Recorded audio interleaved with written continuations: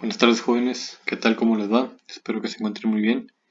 En esta ocasión voy a grabar un video acerca de los temas que tratamos esta semana, la número 4 del segundo parcial, que es los personajes mitológicos tienen algo en común con los hombres de hoy.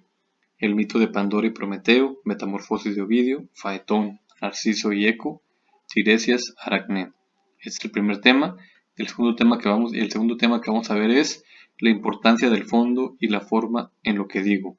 La fábula en el neoclasicismo, Jean de La Fontaine, El hombre y su imagen, Félix María de Samaniego, El perro y el cocodrilo, Tomás de Iriarte, El burro flautista. ¿Ok? Entonces, en pocas palabras, jóvenes, en este video voy a hablar acerca del mito y de la fábula. En primer lugar, es importante hablar del mito porque en el tiempo, primero surgió el mito y después surgió la fábula como géneros literarios narrativos.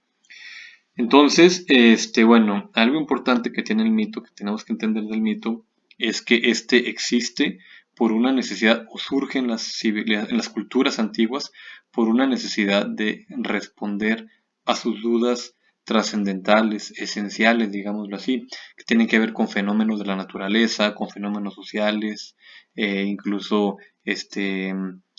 ¿cómo se puede decir? Espirituales, ¿verdad? Entonces, como que son relatos que surgen con la intención de responder esas dudas. Algún joven, no sé, en esta época del siglo XXI podría decir, bueno, ¿que acaso no tienen ciencia para saber lo que ocurre?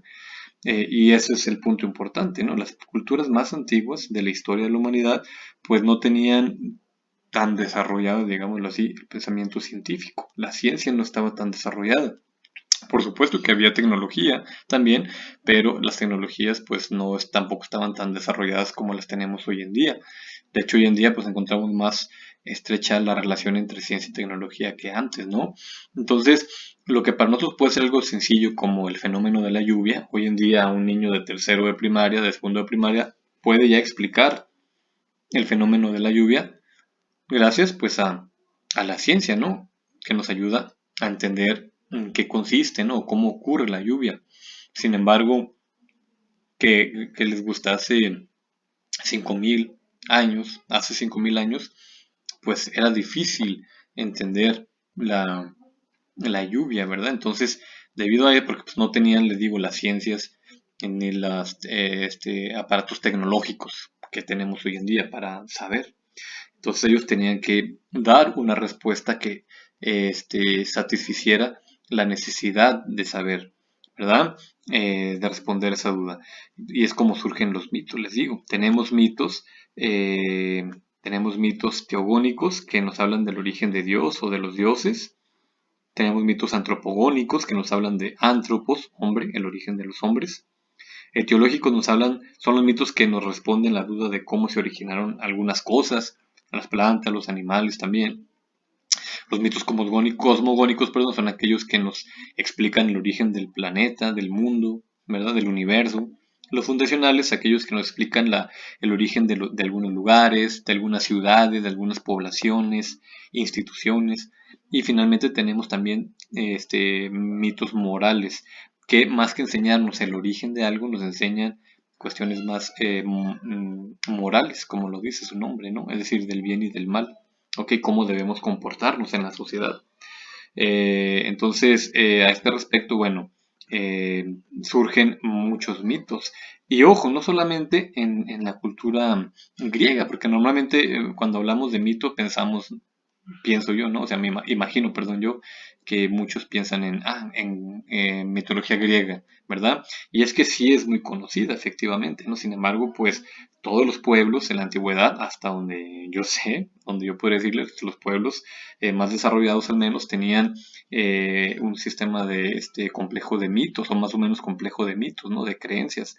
Eh, y entonces, por ejemplo, bueno, los griegos es uno de ellos, ¿verdad? Pero también, por ejemplo, aquí en el continente americano encontramos civilizaciones, pueblos que tenían sus mitos, ¿verdad? Tenían un sistema más o menos complejo de mitos. Pensemos, por ejemplo, en los mayas. Nada menos la primera tarea que les encargué en este semestre en la clase de literatura fue leer el mito maya de la creación del hombre. Y veíamos que ellos creen o ellos creían que los hombres habían sido creados o han sido creados a partir del maíz, ¿verdad? Tenemos, por ejemplo, en el caso de los aztecas, pues el mito del nacimiento de Huitzilopochtli, ¿verdad? Su madre Quetzalcóatl, perdón, esta Coatlicue, ¿verdad? O tenemos, regresando al ejemplo de la lluvia, del fenómeno natural de la lluvia, cómo responderlo si no tenemos, bueno, no tenemos las herramientas tecnológicas ni la ciencia suficiente, digamos, para entender el fenómeno de la lluvia, pues bueno, crearon dioses, ¿no? Todos aquellos fenómenos de la naturaleza que ellos no entendían plenamente, pues se pensaban como fuerzas de divinidades, ¿verdad? Fuerzas mágicas, etcétera, etcétera. Y por eso los aztecas tenían, por ejemplo, a su dios Tlaloc, que era el dios de la lluvia. ¿Me explico? Entonces, jóvenes, bueno, eso es, en primer lugar es importante señalar, ¿verdad? Acerca del mito. La pregunta es, ¿los personajes mitológicos tienen algo en común con los hombres de hoy? Y esto es lo interesante también, ¿no? Que quiero ver en este video.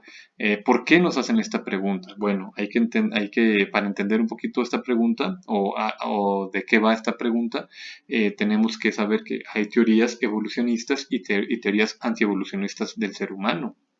Por ejemplo, Charles Darwin, en el siglo XIX, más o menos a mediados del siglo XIX, publica su teoría de las especies, ¿verdad? Donde nos plantea la evolución de las especies, no solamente animales, sino también vegetales. Y dentro de los animales, pues también se incluye al ser humano, ¿verdad? A los hombres. Entonces, esta teoría nos dice que estos organismos vivos, pues, existen desde hace miles, cientos de miles de años, ¿verdad? Incluso quizás hasta millones. En realidad, pues no domino yo mucho este tema de la biología, ¿verdad? Del evolucionismo. Nos dice que existieron desde entonces y que en el transcurso de estos años, en el devenir de estos tiempos, ¿no? De la historia, pues han ido evolucionando estas especies, incluidas los seres humanos, que nos explica, por ejemplo, que en eso consistiría justamente la prehistoria, donde el ser humano en un principio pues, era un primate, ¿no? Y en algún momento en la prehistoria, pues, empiezan a bifurcarse, ¿no? Esta especie del primate empieza a bifurcarse en los primates y en los homínidos. Los homínidos, por su alimentación, por sus actividades, por su evolución aparte, empieza a erguirse. Entonces se yergue su cuerpo, ya no anda sobre cuatro patas, sino sobre los pies, sobre dos pies. Su cráneo empieza a crecer, por lo tanto su cerebro se desarrolla más.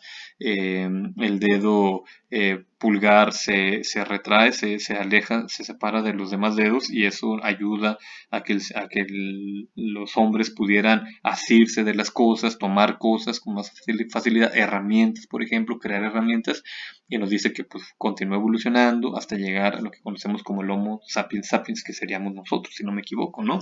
Y por otro lado, bueno, dentro de estas mismas teorías evolucionistas se encuentran las teorías evolucionistas sociales, ya no biológicas, digámoslo así, ya no anatómicas, fisiológicas quizás también, sino ahora también surge luego un evolucionismo social que nos dice que el ser humano ha evolucionado en su vida, en su sociedad, ¿verdad? Y todos los fenómenos sociales han evolucionado, como las lenguas, las instituciones, la repartición del trabajo, los, no sé, etcétera, etcétera, ¿no? Formas de gobierno, etcétera, etcétera. Y por otro lado, pues tenemos teorías anti-evolucionistas